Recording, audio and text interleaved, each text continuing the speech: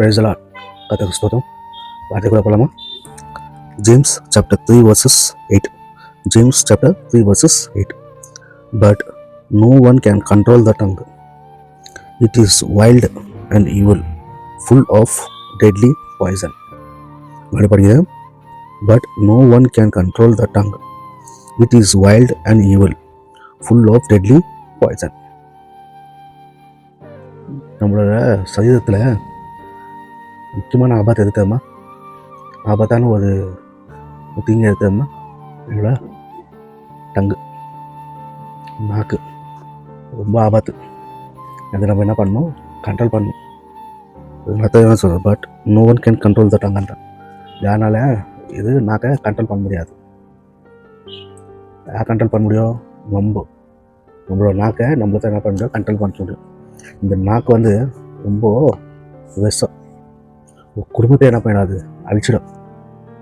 நாக்கு வந்து குடும்பத்தை என்ன பண்ணிடும்? அழிச்சிடும். புரியுதுங்களா? அதனால நம்ம என்ன பண்ணுது? கண்ட்ரோலில் என்ன பண்ணணும்? பேசணும். ஏதாவது நம்ம பேசணுனாக்கா என்ன பண்ணணும்? கண்ட்ரோல் பண்ணி என்ன பண்ணணுமோ பேசணும். இல்லைன்றாது it is wild and evil, full of deadly poison.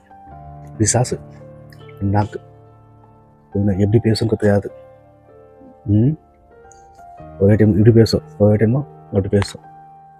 மூச்சுக்கு நேரம் ஒன்று பேசும், மூச்சுக்கு பின்னால் ஒன்று பேசும். அதனால என்னன்றாது? பாய்சன் அப்படின்றாரு, விஷம். இது நாக்கு வந்து என்னது? விஷம்.